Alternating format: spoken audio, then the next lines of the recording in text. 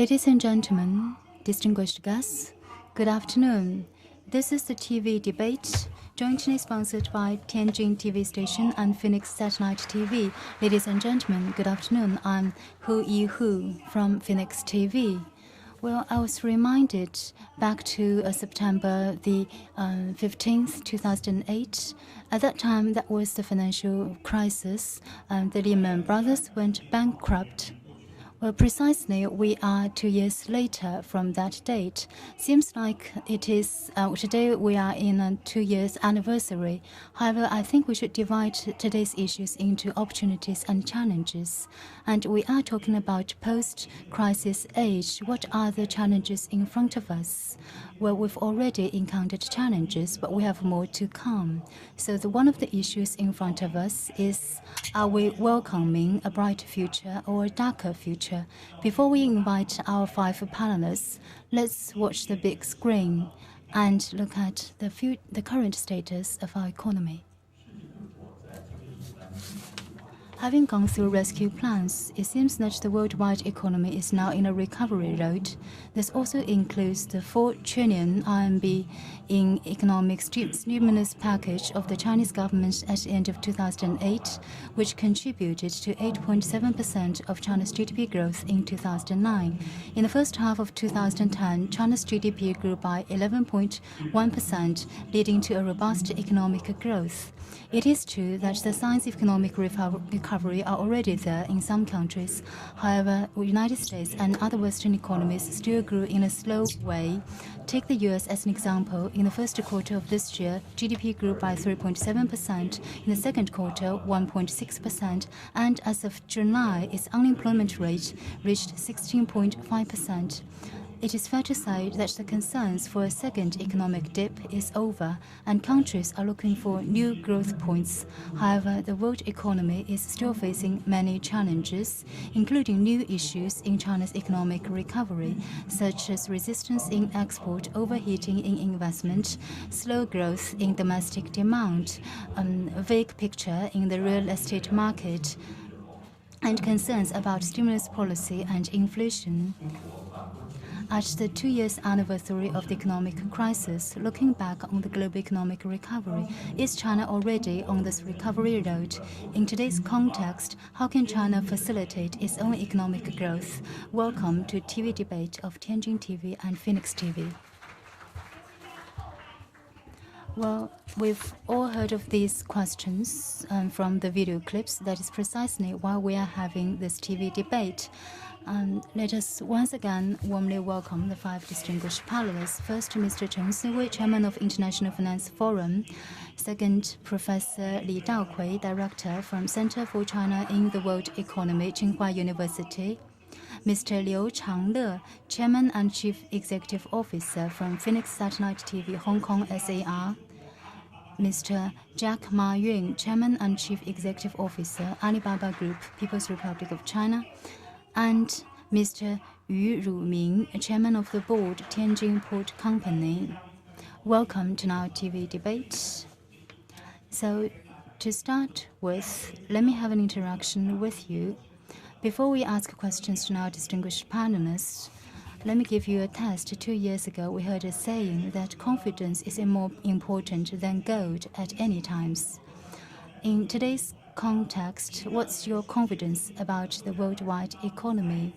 Do you think that in the short run, is it possible for the world economy to fall into a second dip? Please raise your hands. 3, 2, 1. Second dip. Others seem to be more optimistic. So where does the concern come from? Mr. Cheng, we noticed that 5 and 6 of the audience are still concerned. They are still afraid of a second round of economic dip. But I think that 2 years ago you mentioned at a global forum that the international financial crisis will be over for after another 2 to 3 years. So you think that 2011 will show a new start. Now, 2 years later, do you still hold the same view?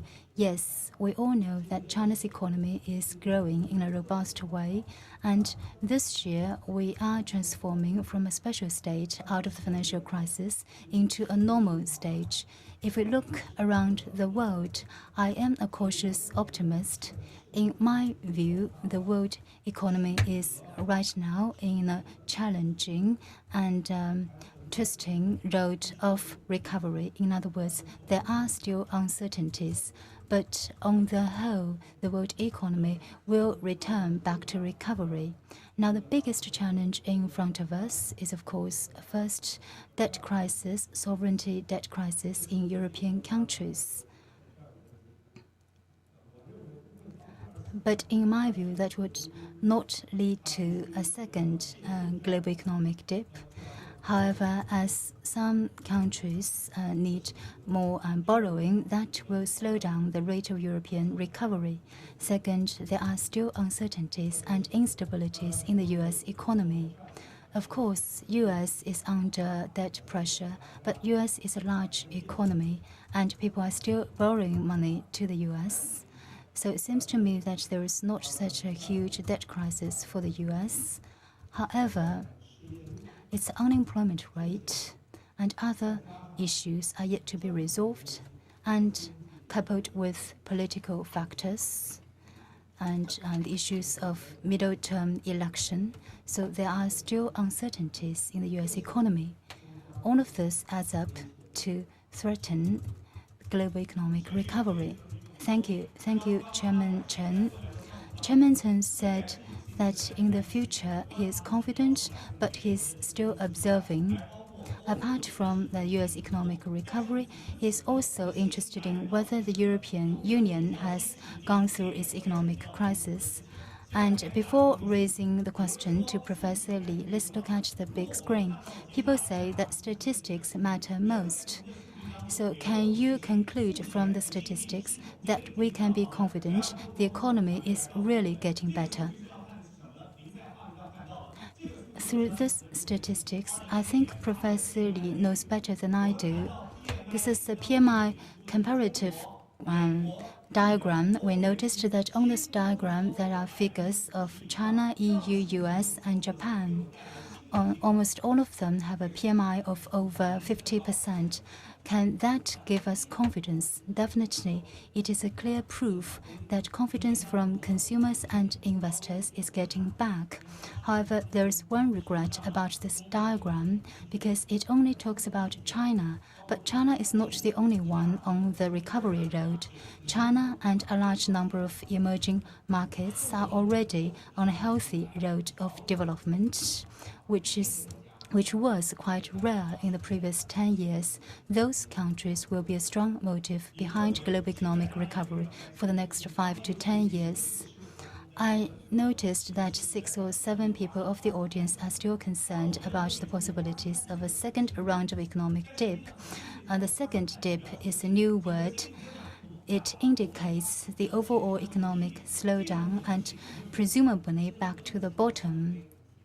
Well, does that exist, such a possibility? I think there's little likelihood because this round of financial crisis is completely different from the last round of Asian financial crisis because it is the crisis that originated from the balance sheet of private companies. Looking back on the previous 2 years, developed countries are already taking up proper measures which prevent the possibility for a second dip. However, it cannot change the fact that the developed countries are already suffering from this crisis.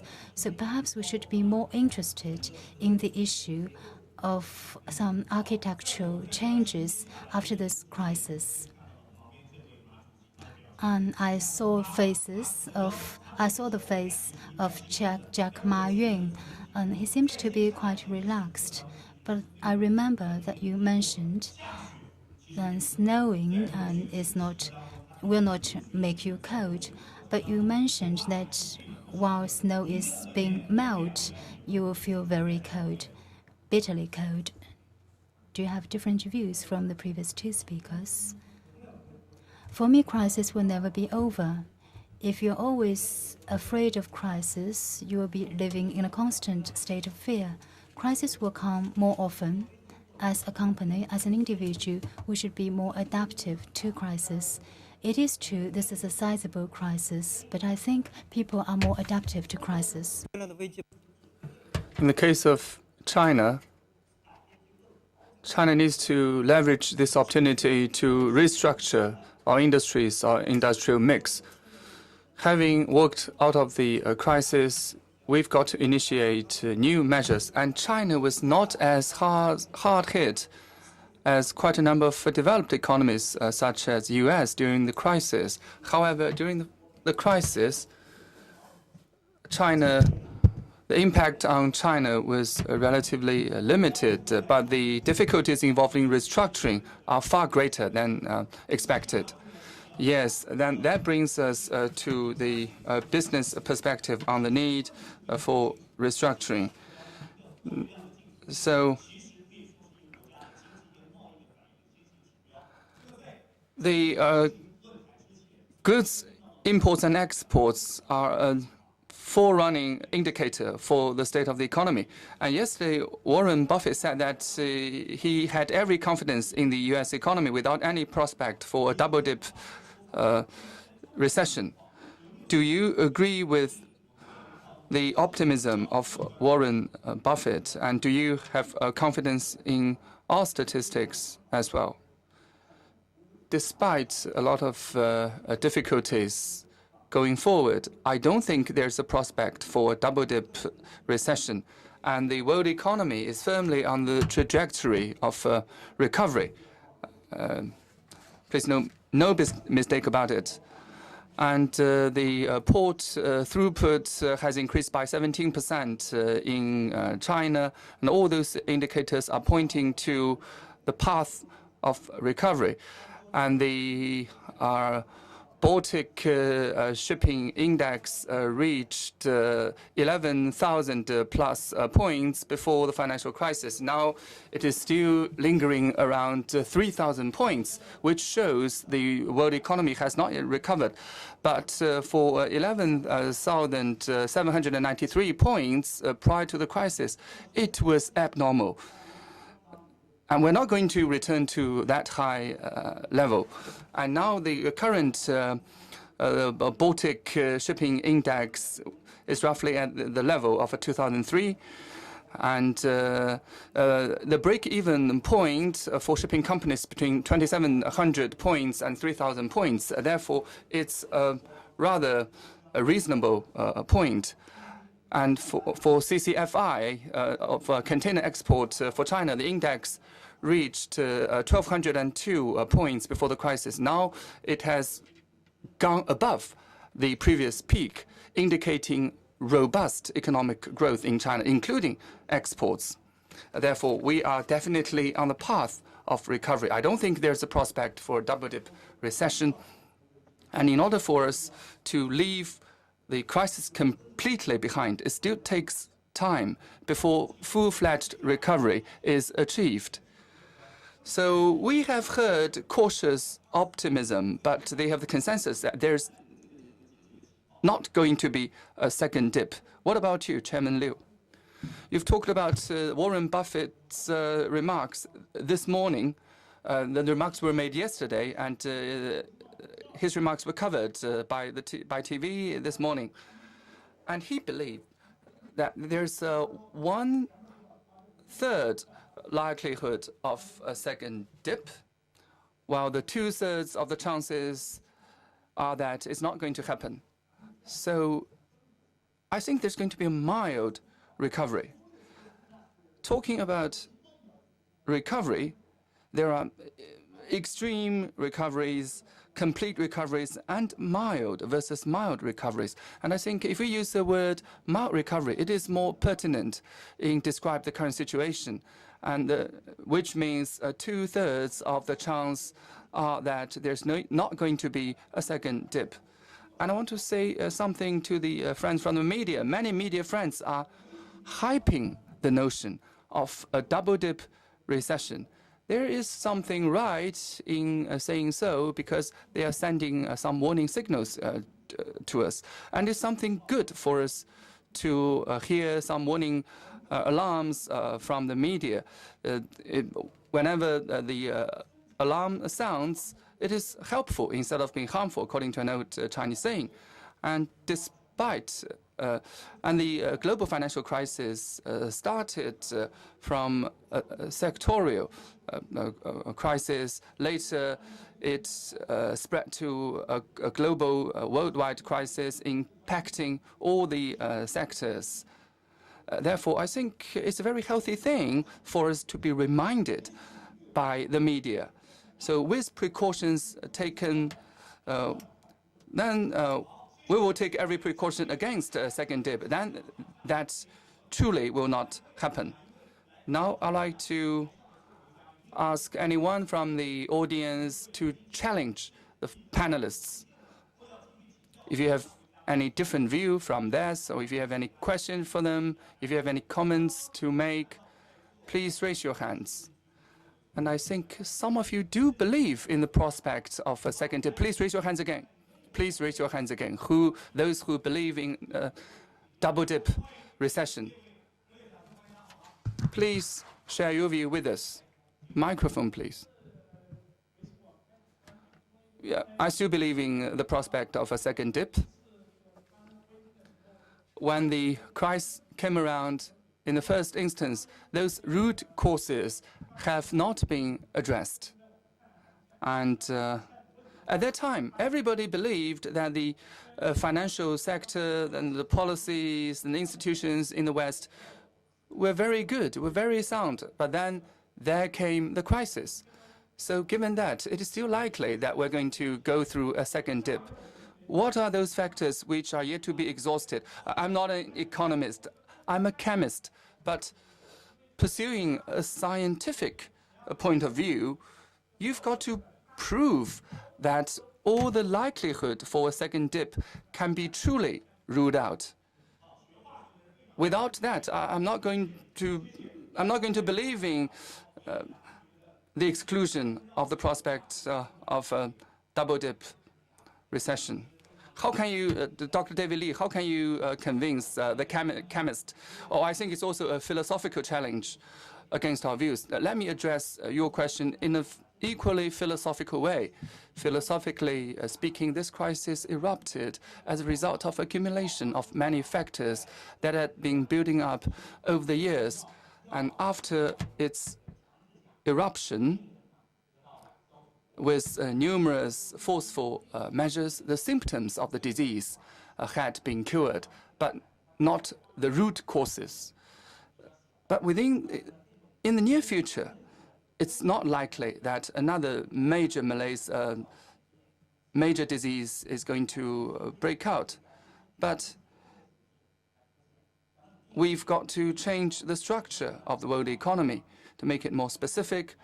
The United States should rectify its trade deficit, and it is still blaming on the currency exchange rate policies of other countries instead of taking the real structural measures. And also, we have heard fresh controversy over the regimes of free trade, and the Doha round has not yielded intended results. And we need to do more on that as well.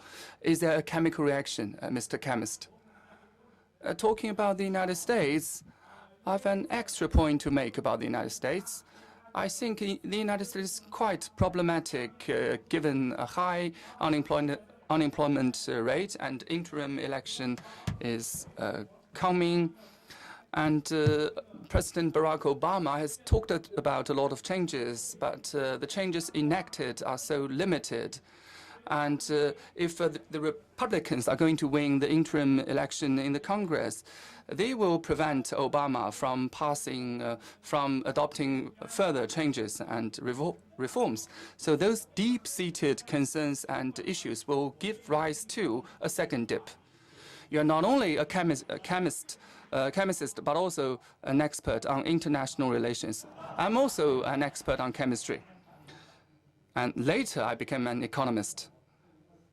So for a possibility of a second dip, whether we are on the track of recovery or not, or whether we're going to slip into recession again, we need to define it first. If there is there are 3 consecutive quarters of negative growth, it is recession. If there are 3 consecutive quarters of positive growth, it is recovery. So let's define them first. Now we're talking about probabilities. We're talking about probabilistic chances of a second dip, mathematically speaking. That's the second point I want to make. And there's a great deal of complexity involving the US. And because political factors are meddled into its overall picture of economic recovery, especially after the interim election, maybe the checks and balances between the executive branch and the legislative branch will make recovery harder in the United States. But in general, I don't think there's going to be a second dip, although we cannot rule out the possibility completely. Thank you very much, Chairman Chen. Let's stop talking about chemistry. Let's return to our topics of economics, and let's rely more on figures and statistics. Now, this figure, this number gives me some worry. Let's take a look at the CPI. In 2009, July 2009 to August 2010, we have a 3.5 CPI growth, a new high in 24 months. So after reading such a figure, you might wonder that there are hidden perils in the road ahead. With higher CPI, it might give rise to inflationary trends, or even inflation. So what are the policy responses that are appropriate under such a context? Well, let's return to the fundamentals of doing business. I'm never worried about things that our premier worries about, because I'm doing my business. Let's return to fundamentals of business. I always focus on the performance of my company. For a second dip or even a triple dip recovery, going higher, going lower, how big is the impact on us? With the second dip, not all businesses are to suffer. You should be well prepared. And with the elevation of the CPI, not everybody will suffer. Likewise, not everybody will benefit. Doing your own job well is always the most important thing. A higher CPI is not going to kill everybody. And all the rallies of economic growth are short-lived, and crises and disasters are always there to await you. So, yes, those figures are important, but you just listen to the reports. You just take a look at it. You don't have to worry about it. You don't have to do anything. What else you can do? You only have to take care of yourself. Well, I think that an indicator more or less will lead to some concerns. Because having taken the 4 trillion RMB stimulus package, definitely the government will see increasing liquidity. And the result of increasing liquidity is rising prices. If the price grows up to a certain extent, that will threaten the normal economic operation. And then the government will take deflationary measures. And now the government is in a dilemma. The economic recovery is not yet a firmly defined trend. There are still twists and turns in the process. If the government takes up a tighter policy, and that will be different from its previous policies. However, if the government simply allows the commodity prices to go all the way up, that will threaten economic development. So I guess the correct policy is to ensure consistency and continuity, moderate adjustment, for instance, moderate control of liquidity. I guess that will make things at least a little bit better. Some people are talking about increasing interest rate, but I think we have to be very cautious about that. Interest rate change at this moment will affect consumption. Once consumption is affected, economic development will be affected and investment will be affected as well. Adding up these impacts together, we will have negative impacts for fast economic recovery. Thank you, Chairman Chang. Although Ma Yun said micro issues are more practical, but perhaps we should be more interested in macroeconomic issues. And is it already the time for the interest rate to go up?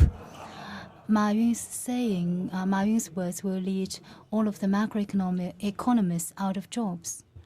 Well, of course, for a businessman, it should be interested in its own business, but it also should be interested in the overall economic situation. Indeed, China sees the risk of inflation. As I mentioned in June last year, first, growing liquidity will cause inflation as normally defined. Inflation is the growing of the currency price due to excessive currency supply. That's an important cause for inflation. We've seen that happening. That is why, compared with last year, currency supply is on the decline to a moderate level. Second, commodity price. If you look at what is happening this year, commodity price, in particular food price, is going up. This is evident to all of us. And the CPI figure is a comparison relative to the same period of last year. We have to look at the comparative figure relative to last month. Second, international factors, to a large extent, oil price and grain price. Those are important factors to be considered. Combining these three factors together, in the first half of this year, 3.3%, and this was quite a large increase than the previous period. However, there are still factors containing inflation, such as the tailing effect. However, by such a fast growth rate, I think it is already a reasonable credit for China to control its inflation to below 5%, not necessarily 3%. As to the issue of increasing interest rate, well, back to inflation rate below 5%, and now back to increasing interest rate, that is another dilemma. Last year, we are growing our liquidity and increasing investment. This year, you cannot have a faster break all of a sudden, because that will negatively affect the society and the companies. So we have to do it slowly. The central government made it clear this year's GDP growth rate would be 8%. Last year, the goal was 9.1%. So we are trying to have a step-by-step slowdown. In terms of investment, last year's growth was 30.1%. In the first half of this year, 24.8%. So this is a gradual process. As I've mentioned, this year is a year of change from economic crisis back to normal growth trajectory. So this year, policy changes will be very complicated, and there will be many scenarios of dilemma, such as increasing interest rate. As I've mentioned, increasing interest rate will control inflation, but on the other hand, it will add to the pressure of enterprises and contain consumption, and increasing interest rate will attract hot money inflows into China, leading to risk-free increase of profits. That will not be a good thing for reducing liquidity. So those are issues in front of us. But in the long term, I think increasing interest rate is a necessary choice. But as to the exact timing, I guess I'm not so sure. As Chairman has rightly mentioned, this is a dilemma, but we all know that we have to make the most advantageous decision. Well, I am a scholar and I have been studying in this area by following my own principles and have been observing the macroeconomic development for a long time. Although macroeconomic policies may not be so important to some successful companies, but they certainly are to lesser successful companies. At this critical point, I think this figure deserves our attention in two ways. First, there is an impact. There is an impact of tail-off effect. Well, I do not think that we should be over-panic. I think that the overall inflation rate can be controlled within 2.9%, and at the end of the third quarter, it will control to 3.7%. So I do not think we should be too cautious, too panic. And if we look at the reason behind the rise in commodity price, I think it's largely because of infrastructure. That's a good thing. Second, increasing cost in agriculture, which will transfer to the price of agricultural produce. Second, and third, increasing price in international materials. So combining these factors together in the next 5 to 10 years or even a longer period of time, this state of economic development will become a regular state. And if we increase a little bit the deposit interest rate, then the Chinese people will be able to have a correct expectation. In other words, they will still have their interest while saving their money into the banks. Such a policy change may help us stabilize economic development and financial system. Thank you. Right now we are having a TV debate. I noticed that perhaps one of the most intensive debate is about macro versus micro. Back to Jack Ma Yun. I don't think there is a differentiation of successful businessman and unsuccessful businessman. I think that all of them should listen to the words of Professor Li and Chairman Cheng because they are the correct economists. But you know that 90% of Chinese companies are small and medium-sized enterprises. If they listen to those so-called economists, then they will find themselves in big trouble. If you look at our company, we have people making judgments for us on a daily basis. They give us different kinds of policy advices and leaving us in total puzzle. However, I think that the genuine economists are really very few. And we have too many economists that are not real economists. Well, unfortunately, we are not expanding the debate of this topic into a wider debate. Back to Mr. Liu.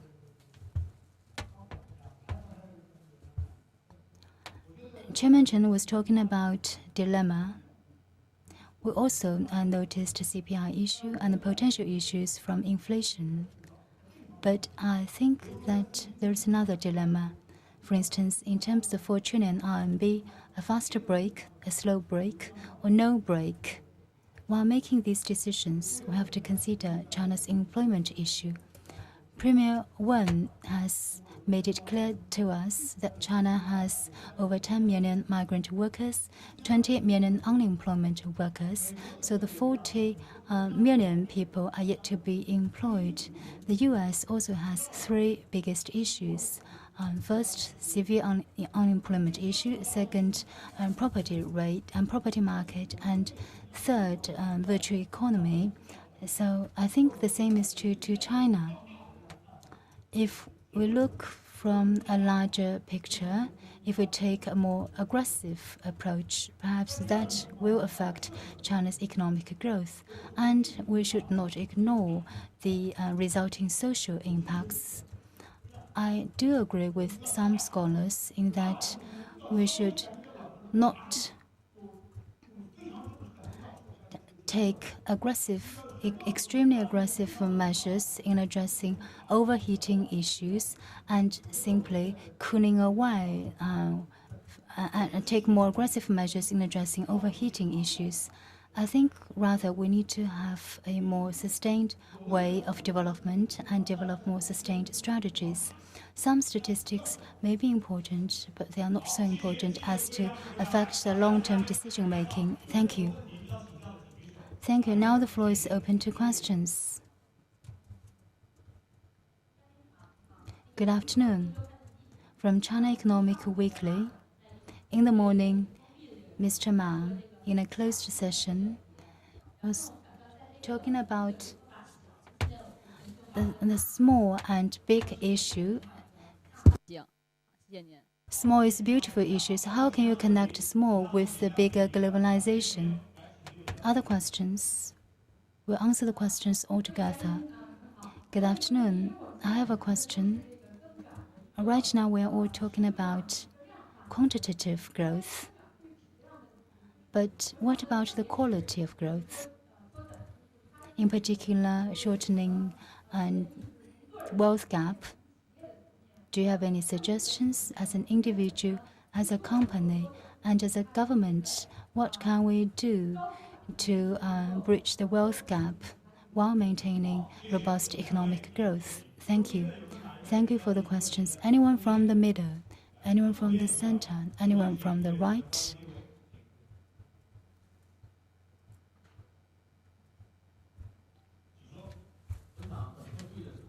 I think the theme of our discussion is economic stability, economic sustainability. I think the economy is getting better. Panelists all have their views on second dip.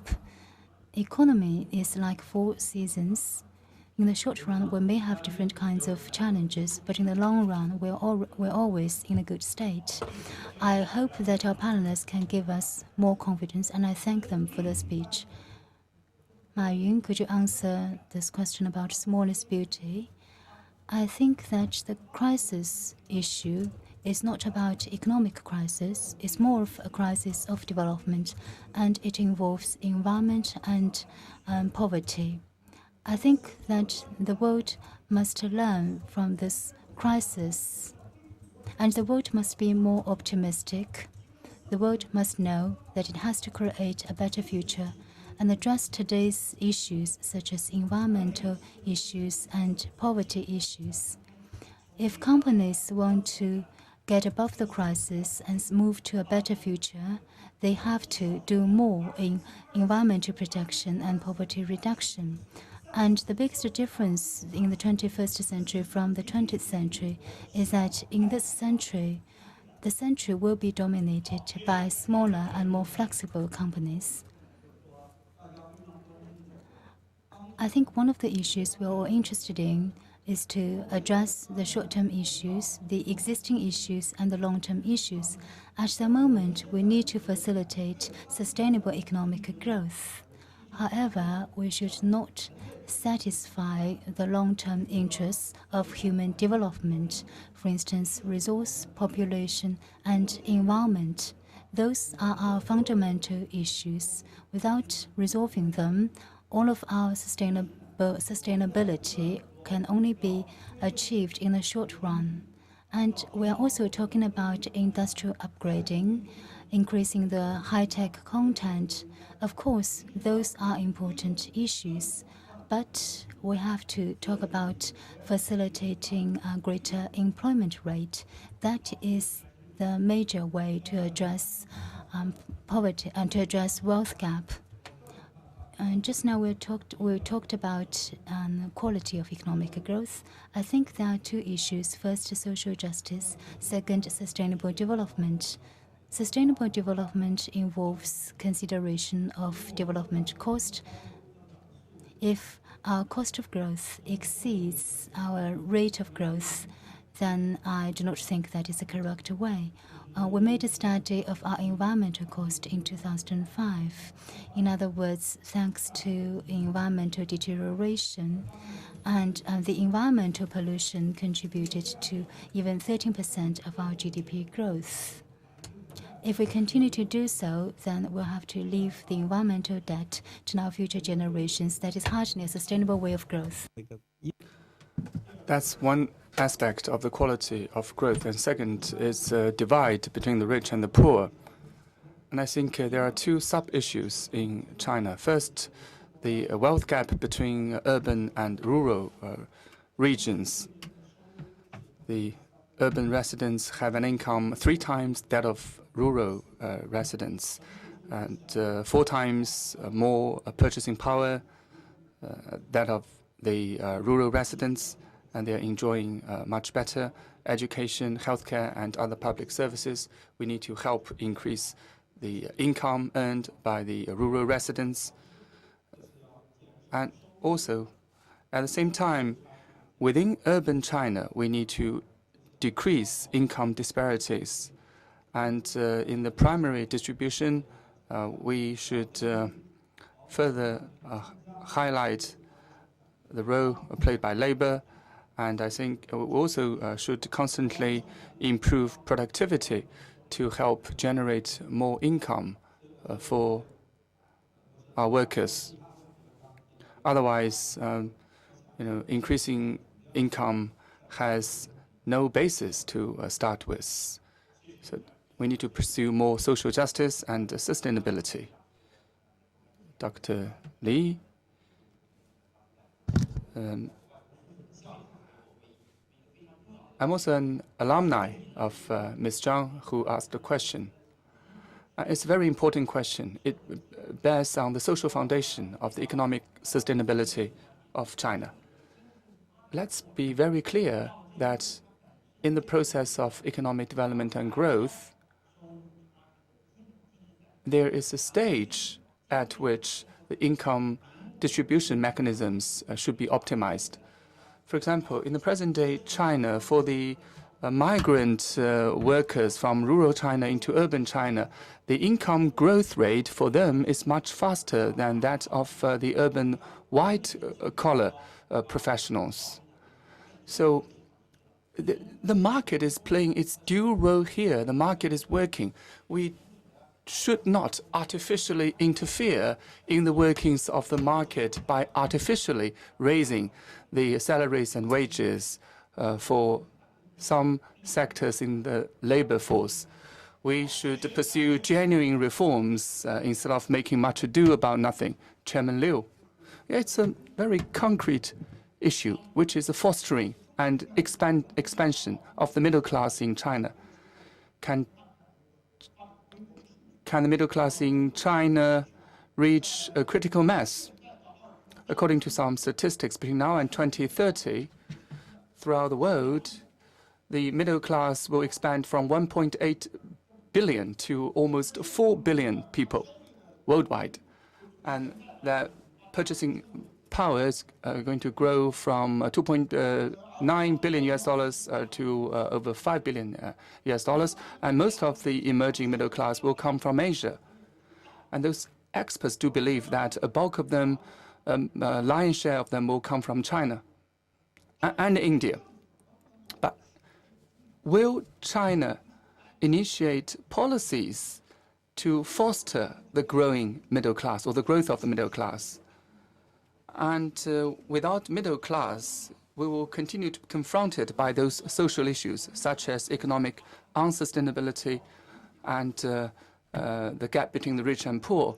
So we should be very vocal in advocating policies encouraging olive-shaped society, with most people being middle class and the two small tips at both ends. So we've got to cultivate the middle class further in all sectors, like the property sector, because they need to own their own properties. And I think the olive should be the right shape of a society. Now, Chairman Liu represents olive-shaped man, right? Yeah, I do believe we should pursue genuine reforms. I think our personal income tax regime should be reformed. And at present, China's personal income tax regime is a crackdown on the middle class, precisely speaking. Therefore, I think the labor income and the capital gains income should be combined into a composite tax while lowering the rate of personal income tax. We're also talking a lot about the low-cost housing, low-rent housing. The Singaporean model is a very good one. And with that policy, many people have owned properties in Singapore. Then they are no longer anti-government. So there's no opposition, almost no opposition in Singapore, because the middle class accounts for the largest part of the population. That's just my view. Whenever I talk about reform, Jack Ma becomes interested, right? Well, I'm learning. If we want to develop ourselves, we need to extend ourselves. Deng Xiaoping has talked about the need for 5 decades of ongoing reform. It's not the case that the rich people are too many. There are too many rich people in China, but that we have too few rich people in China. If we can ensure the long-term stability and sustainability for the rich, including the tax regime, everybody will aspire to become a rich person. And if you focus too much on the poor, that might be counterproductive as well. So we need to focus on both the rich and the poor. Thank you. Thank you very much. So our 5 panelists.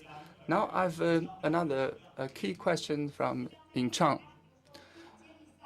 It's a relay race, and it's a relay race about the crisis, unfortunately.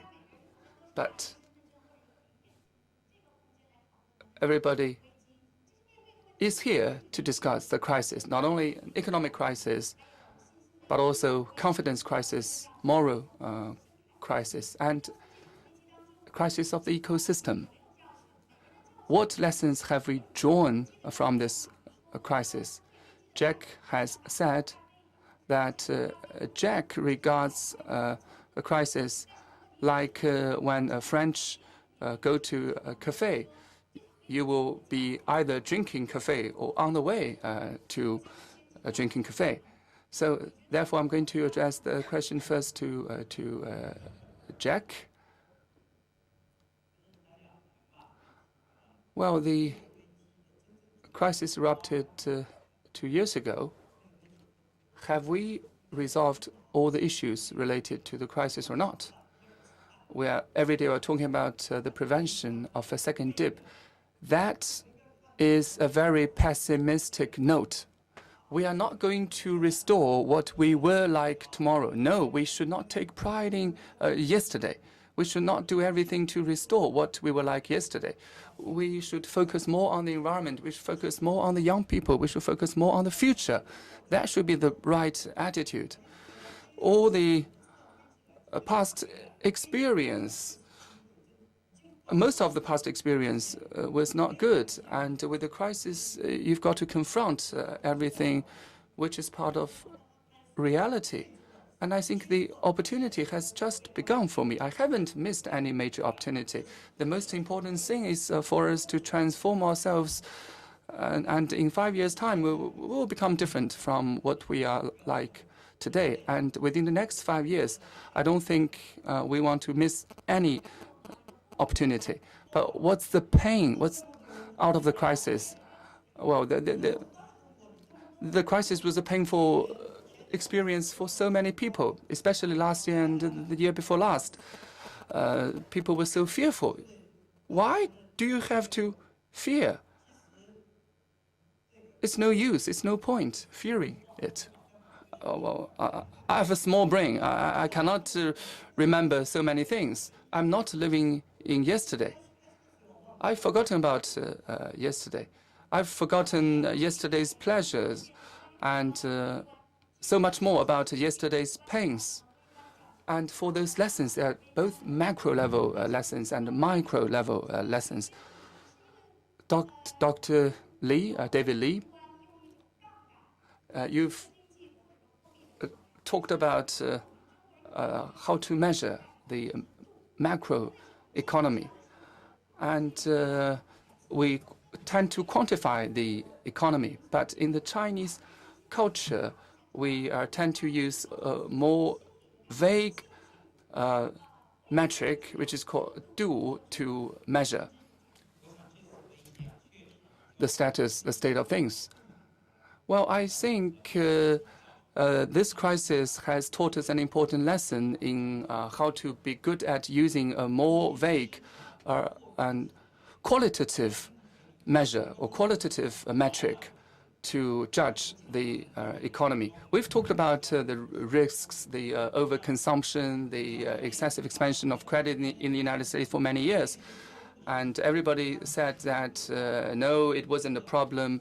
But then, later, all those problems on an accumulative basis came about in an overwhelming way that took everybody by surprise. But Alibaba was so great, was so successful that it was spared in the crisis. But that is not the case with regard to most other companies. Whenever you see any economic imbalances, you should take immediate measures to remedy them. Otherwise, the crisis will come back to you in 1 year, in 2 years, or in a decade with a vengeance. So it's not only a capitalistic or a Western civilization crisis, but also a crisis of consumerism by spending tomorrow's money for today's consumption. Talking about the virtues of the Chinese nation, and we do things very different. We would like to advocate kind of modesty and frugality. And all your Chinese names, those characters do suggest those virtues. Like always thinking of the perils, although you are living, in the case of Chairman Chen, your name means that always think about adversities and crises, even when living in prosperity and peace. And your father's name is even more interesting, like sacrificing myself. And the middle way is a very important tenet of the Chinese philosophy. In May last year, when I was giving a speech in D.C., I talked about the interrelationship between saving and consumption, internal demand and external demand, innovation and regulation in the financial sector, the physical economy and the virtual economy, and growth and sustainability, economic globalization and regionalization. I talked about the 6 pairs of relationships and the right balance between all those 6 sets of concepts. Like most other countries, China resorted to a stimulus investment to boost economic growth. We talked about 4 trillion RMB yuan. However, the actual spending was much larger than 4 trillion. And the government intended to invest 1.18 trillion in 2008 and 0.5 trillion last year and this year, but that was not the case. Last year, there was 9.6 trillion additional bank credit on top of a 0.5 trillion RMB yuan government investment. Therefore, it was far greater than expected, than planned. But relying on a stimulus package also has its negative repercussions as well, as Premier Wen Jiabao has pointed out, like X capacity, overstocking, less efficiency investment, deteriorating pollution, inflationary worries, and the worsening of asset quality at the local level, paving the ground for a potential crisis. So an important thing for us is to change our way of economic growth. We should not simply rely on investment and export to ensure our economic growth. And perhaps more importantly, we should rely on consumption. To do that, an important way is to increase the purchasing power of the people. In other words, to raise people's income. Otherwise, you will not be able to stimulate consumption. I talked about 3 institutional arrangements. First, economic growth and people's income increase should go in a parallel way. Second, salary and price index should be linked together. Third, productivity and people's income should increase at the same time. If we can do these three together, we'll be able to stimulate domestic consumption and investment. What if no one is ready to consume? For instance, Mr. Ma Yun, can I ask how much do your shoes cost? Is it part of the modesty of the Chinese virtue? Well, sort of so. Well, we're also talking about weather and consumption and environment issues will fall into contradictory issues.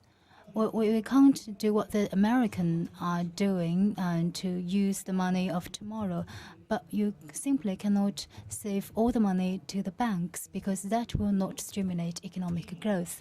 So you have to consider the appropriate limit. One is material cost. The second is non-material cost.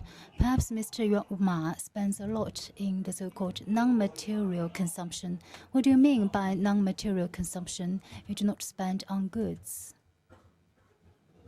Like service, the service type consumption, Alibaba, Taobao.com. Those are service-based consumption. And talking about Chinese virtues in the process of economic recovery, we've noticed the positive impacts of Chinese virtue, as Chairman Cheng has rightly mentioned, the middle way. But we have to be cautious. In other words, we should not simply turn our Chinese virtues into our burdens. For instance, being economy, practice economy, the Chinese people saves a lot of money into the banks, causing burden on the banks. And consumption is the same issue. How to stimulate consumption, we need to change people's mindset. So on those issues, if we emphasize too much on practicing economy, which is part of the Chinese traditional culture, that will not be a good thing for our consumption growth and economy growth. And we also, while talking about the profound historical and cultural roots, perhaps we may ignore the necessity of innovation. So now we are talking about transforming from made in China into designed in China. Ma Yun was also talking about transforming the 4,000 years of Chinese culture into a platform for future growth. So innovation is another new challenge in front of us in this new era. Mr. Liu, talking about innovation and creativity of culture industry. We all know that the United States, although facing consumption crisis, sees a large percentage of contribution from the culture industry, for instance, 20 or 25%. Take Phoenix TV as an example. How can you translate Chinese virtue into its contribution to GDP growth? In China, culture industry contributes little to its GDP growth. In 2008, 2.6%.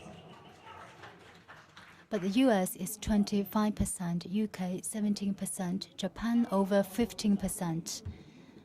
I used to tell a story that Beijing was hoping that in the 11th five-year plan, cultural contribution to its GDP growth would be increased to 15% from 5%. I'm not sure if that objective can be delivered, but anyway, that shows an expectation for China's for the contribution of China's culture industry to be increased to 15% of its GDP growth. Culture is no longer a cultural issue. It itself is an important factor behind economic growth or an important factor of economic development. If its contribution can be raised to 15%, that will be a great stimulus behind economic growth. Now the baton is back to Mr. Yu. You've mentioned Mr. Ma's shoes. Well, that was exactly the pair of shoes I was wearing when I was growing up. When I was on a business trip to London, I noticed that there were different shoes with different price tags, such as 10,000 sterlings or 1,000 sterlings. So I asked the shop assistants, why so expensive? They told me it was purely handmade. So I said, well, all of my shoes were made by my mother, but how can your shoes be so expensive? So where is the difference? Where does the difference come from? Where does our difference come from relative to our difference with the US, EU, and other Western countries? Not only in technological difference, but also brand difference and also expertise. Of course, the shoes made by my mother will not cost 1,000 sterlings because it's not made of good expertise. Therefore, while accelerating technological growth, we should be more interested in increasing employment. China is a large country with a sizable population and limited resources. How can we translate our population resource into more useful resources?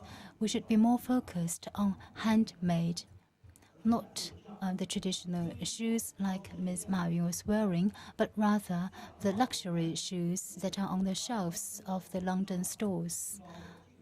So we're not simply talking about increasing high-tech contents, but rather we're talking about expanding brand awareness and expertise to create more values.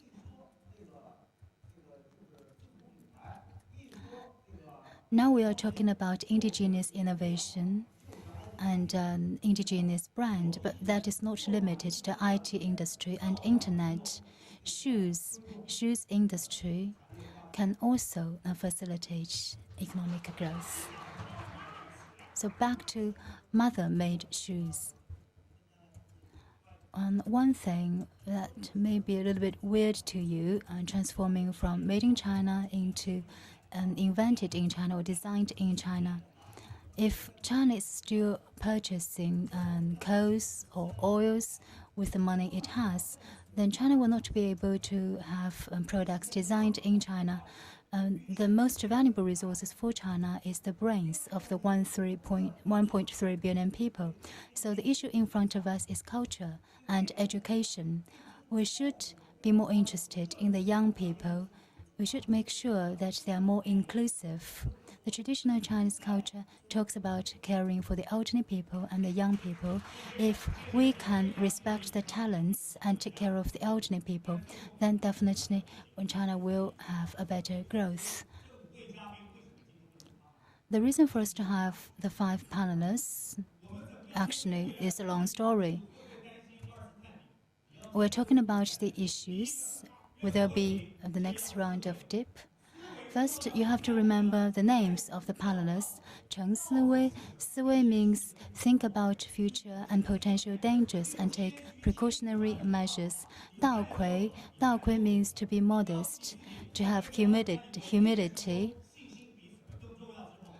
And Xinxin means confidence. If you have confidence, you'll be able to be Mr. Ma Yun wearing the mother-made shoes and walking across the world. Changle means everlasting happiness. Thank you. 谢谢大家，谢谢。 Thank you.